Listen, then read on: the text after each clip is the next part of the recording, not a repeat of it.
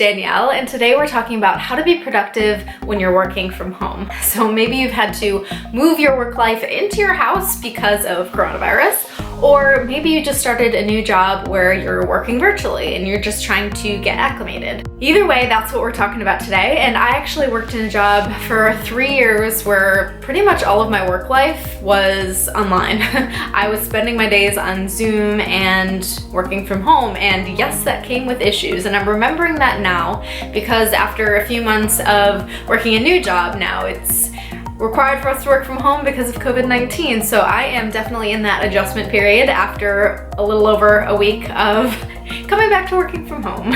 In my experience, there are really 5 big things that prevent us from being productive when we're working from home. These 5 hurdles that get in our way. The first one is distraction. This one's pretty obvious, right? Whether it's a snack or getting laundry done or family members or roommates. It's pretty easy to get distracted when you're not in the office, you're in your house. And this could even be that you're bored and you're looking for entertainment and that's drawing away your attention. But the biggest way that I've found to fix that is to compartmentalize, to create a little space, whether you've got a little nook or a corner and that's where you go to work every day and it's almost like your little office area. And when you're there, you're not doing anything else, you're fully working. It's almost like you mimic the sort of container of work, but in your house. This means you report there at a certain time, you have that specific lunch break, and you turn things off when the workday is done. It's hard to do, but it really does make a difference when you create that container, when you compartmentalize your work life. The second hurdle is stagnation. So basically that you're not getting as much physical movement or that transition period to and from work. And what I've noticed is that when I take daily walks, especially right when my workday is done, I get both that physical movement and that mental transition where I'm turning my work brain off and getting back to my home life. The third hurdle, it's an obvious one, is isolation. This was a big one for me when I first started working from home a few years ago. It's tough just being, especially if you live alone. This is that you don't have that social contact either with coworkers or, you know, in this case with what's happening in the world right now with your friends and your family. And this advice is going to be different based on when you're watching this, but make social plans, whether that has to be virtually right now because of the virus or actually plans to get out there and meet up with somebody. I feel like the more isolated you are, the harder it is to do this, but you really have to go out on a limb and make that effort, and it will so be worth it. Right now, this may be as simple as setting up a Zoom lunch with somebody. Try it. Fourth hurdle is broken routines, and this is essentially that your habits go to crap when you have a change of pace. So if you just started working from home, you know this to be true, and you've got to kind of judge your own personality of whether you want to build those all back in at once, or you're going to take it one at a time. You've got to know what works for you and take that action. But beware of perfectionism here, because if you're thinking in your mind, oh, I have to have the perfect morning routine, the perfect nighttime routine, scratch that. You know, take it one step at a time, and try to do it more often than not. And the fifth hurdle is loss of accountability. It's easy to feel a lack of motivation when your boss isn't sitting right there next to you. And you've really got to take the effort to be proactive and create that accountability, whether it is with your boss or another coworker. It's hard if you kind of just feel in your comfort zone, but if you want to get stuff done, you've got to create accountability if you know that's what works for you. So those are the top 5 hurdles. It's Monday morning for me right now, so let's cross our fingers and hope for a productive week. I will be testing all these things out. First off, let me say that the first few days of working from home, I was right here on my couch and it did not work so well. I'm right next to the kitchen and I'm like lounging around and I'm just getting started working from home. Here we go, we'll see how it works out. Just got my desk set up here. It is Wednesday morning now, and this is officially my 4th day of working from home, and I'm kind of over it. I really am tired of the monotony and painstaking silence of just working at home by myself. We'll see how this whole work from home thing progresses. So far, I cannot take Zoom calls from my couch forever. around and I really needed to move. So I'll show you my little desk area that I created. I scooted this table over by the window here and put a little exercise ball to sit on, and as you can imagine, it's working a lot better than the couch. And that's my attempt to compartmentalize the physical space. I was actually proactive enough to make lunches yesterday for the week, and I feel like that is a big deal because otherwise I'm just inclined to like grab snacks instead of making actual meals, and that just like does not lead to a productive day. And like if you have an actual lunch, then you're more likely to close your computer, take a break, and actually have a lunch break. Otherwise, you're just going throughout the day, and then you're like lowering your energy and just exhausting yourself. So here's my lunch break. The day's going all right so far. I had a couple work calls, but like it's still weird to just be in a space alone, and it's still kind of like, I find myself trying to like pump my energy up because there's nobody here and it's real quiet, but that's kind of the reality of it. But I'm sure I'll discover things over the next few days to kind of keep the energy high, and I'll be sure to share them because that is a real struggle. And by the way, if you're wondering, I made tofu, buckwheat noodles, zucchini, and green beans and put a little tamari sauce on it. It's real good.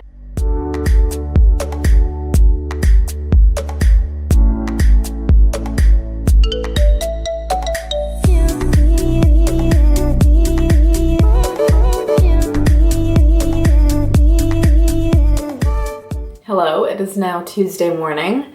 Yesterday I unintentionally just focused on the hurdle of distraction, and my tip for that was compartmentalization. That worked to a certain extent, but I will say that I took every opportunity to stare out the window and space out and get a cup of tea. So that one's still one that I'm working on. And today I guess I'll kind of take it to hurdle number 2, and that was stagnation. So integrating exercise, movement, and that is why I'm in activewear right now. Just to make it easy and simple. I'm already dressed for it. I will say I've been pretty good about getting movement in so far, but I definitely see ways to improve. So, because I'm still like feeling lethargic, just being in the same space all day for the most part. But I've been doing 1 to 2 walks a day, so I will take a walk today as per usual, but I'll also try to do like either a run or a workout on a mat here in the house. I'm trying to think of this both in like those planned spurts of movement and just general movement of not just like staying completely still in a chair all day, which is why I was sitting on an exercise ball and you know, trying to get up and move around. So I feel like this kind of goes head to head with distraction. So we'll see what comes of this tip. Something else that I actually used to do that I really want to test out again is doing 20 minutes of yoga every morning. So I am a yoga teacher, so it's pretty easy for me to kind of build out my own mini classes. And I feel like that really helped me to just get in a good headspace, a good mood, and like get my blood flowing. And I would always listen to good music while I was doing it. So that's definitely something that I want to try again soon. It is the afternoon now. I was bouncing around in my little ball chair for meetings this morning, and then past couple hours I've been working meticulously on some Excel sheets that are just a really good time. I think I need to take a break and go on a walk right now just to get my energy back up, because movement is huge, and honestly when I feel like I kind of want to collapse, usually a walk or some movement or some exercise will perk me back up again. I'm feeling like now is the time.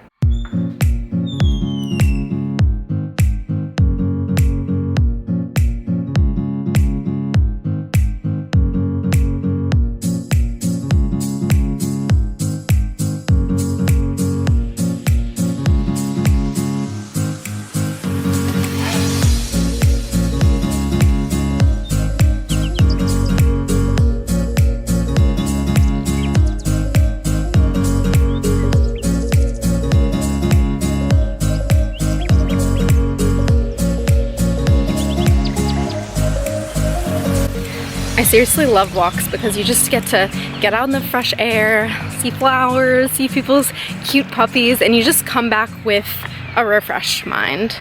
All right, it's like 10 p.m. and I'm just sitting at my little desk here on the floor that I love. And I really need to go to bed, but I did not get the chance to do an actual workout today, though I did go on a second walk.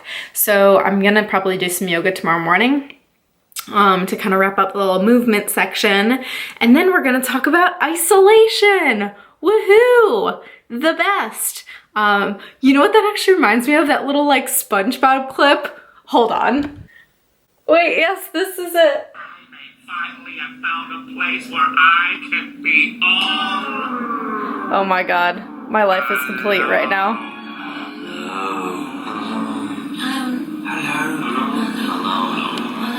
That's what we're gonna be talking about tomorrow. All right, today we're talking all about the hurdle of isolation, as you heard me mention last night. Shout out to Squidward. And Wednesdays are great for this because I talk to my team on like a Zoom meeting for at least 3 hours through like a couple different meetings. And my team's been really good with like doing morning check-in calls. And so like the operations team is meeting Tuesdays and Thursdays. The leadership team is meeting Monday, Wednesday, Friday. So it's been good for me because I'm included in both to not feel like I'm in this world alone.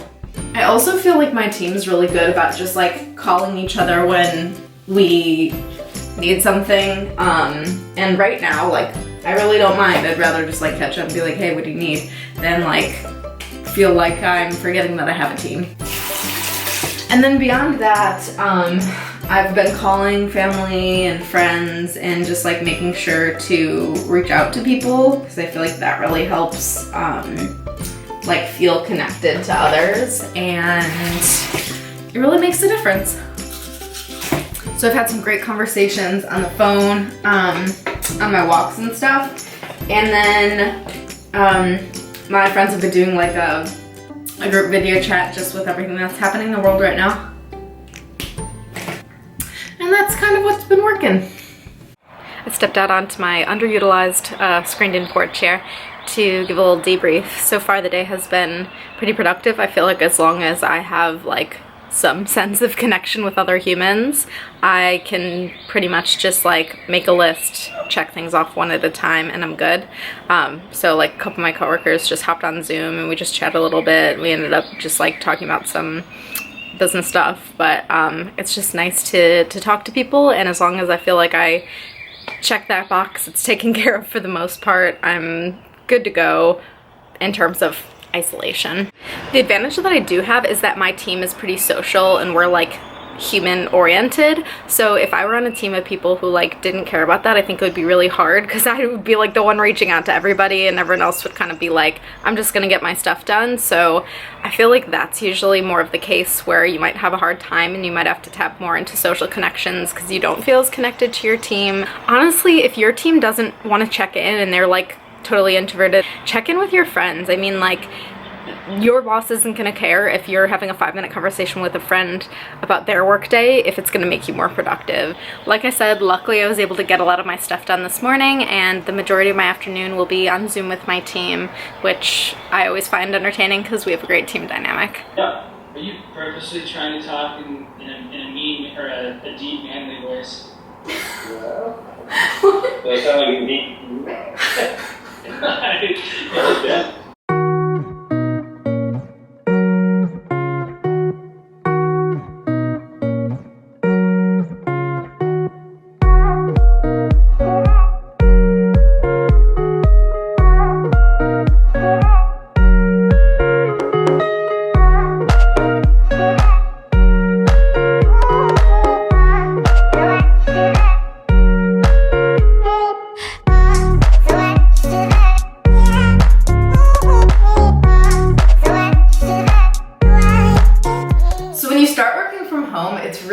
To lose your routines and kind of break your habits. And even if you've been doing it for a while, it's easy to kind of like let them slide when you've been working from home. So this is something that we're chatting about today. And there's a few things that I know that I've been doing well, either within the last few days or for a while, and then there's at least one thing I know I really need to work on. So what's been going well is it's so important to like get out of your pajamas first thing in the morning, even if you're changing into activewear, just actually changing clothes, getting out of like the baggy t-shirt and shorts. That really makes a difference. Feeling like you have your life together. Also, making your bed. That's another thing where it's like, if you are just, even if you're just like straightening out the sheet and putting it over, your room looks so much better, especially since you're closer to it. You might go in there to grab something real quick and you're like, oh, look, I have my life together. I made my bed.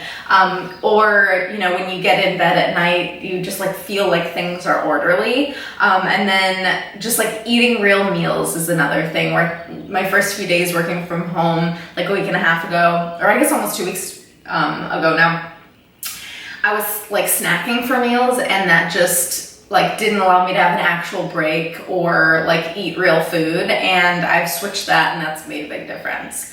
So those are things that have been going well. The big thing that I need to work on is screen time late at night. So since there's like kind of some flexibility around start time versus 8 a.m. every day like my job normally would be if we weren't all home because of Corona. So like mentally I'm thinking, oh, it's okay for me to like be on my phone late because it's not as hard of a start time, but then I end up waking up early anyways, and then I just have like either lower quality sleep or less sleep, and it's not a good time. So that's something that I really want to work on, where like actually just putting my phone down and away and like computer and stuff, and like having that time to wind down and getting started with that early, just to kind of like relax and get my mind away from that like wired to-do list oriented place. And that actually helps a lot. So that's something that I need to work on.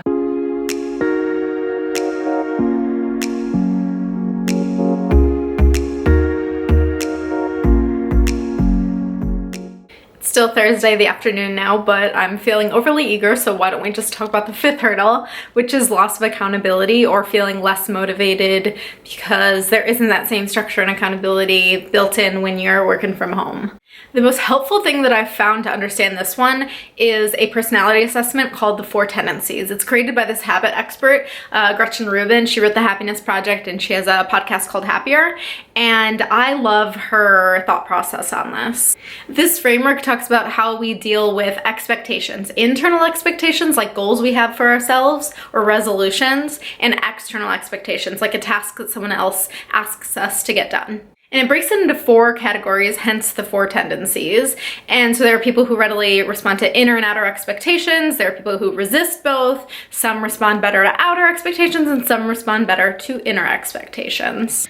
I have the book here, and inside there's this very helpful visual that breaks down those 4 categories. And the one type that really struggles right now when you're working on your own is obligers, because they respond most readily to outer expectations. So accountability is huge for them. And this is one of the biggest types. I'm actually on the flip side of that. I'm a questioner, so I align everything with my inside expectations, and I basically just have to know why I'm doing something, and I feel driven to do it for the most part. But if you're an obliger, if you feel like you are more likely to get something done that someone else asks you to do than something you plan to do for yourself, then transitioning into working from home is gonna be tough. And if that sounds like you, whether you like it or not, if you want to get stuff done, you're really going to have to tell people that you need that accountability. So having a specific thing that they're going to check in with you on, or scheduling more meetings to track progress, that's what's really going to help you to cross the finish line. And no matter what type or category you are, just really set up the structures for yourself that are going to help you be productive, whether that's more check-ins from other people or less, or just a certain way that you're managing your tasks. Just make sure that it works for you. We've talked a lot so far about overcoming those 5 hurdles to working from home. It's time we wrap this up with some takeaways. As a little review, let's jump back to those 5 hurdles that keep you from being productive when you're working from home. Those were distraction, stagnation, isolation, broken routines, and loss of accountability. Even after this week, I feel like those are the 5 big ones, but there are 3 very specific things that I really felt made a difference this week. The first thing that really made a difference was getting off of the couch and onto a table. When I went from working from my couch and taking all my calls there to actually moving my stuff over to a little desk area that I created, I became so much more productive. The second was taking walks outside. I took at least 1 walk, if not 2 each day, and that kept my blood flowing, kept my mind active, and just helped me to get some fresh air. And the third thing was talking to my teammates at least once a day and just really making that effort to connect with my team, if not just other people in my life, by calling friends and family when I was on my walks. Changing these 3 specific things seriously made such a difference for me. So whether you're working from home because you just got a new job that's virtual, or COVID-19, or you're doing schoolwork from home, or whatever the reason, I wish you luck. There are some challenges that come with it, but I definitely think that you can make a few tweaks and become so much more productive. Thank you so much for watching this video. Subscribe so you can stay in the loop, and I'll see you in the next one. Bye!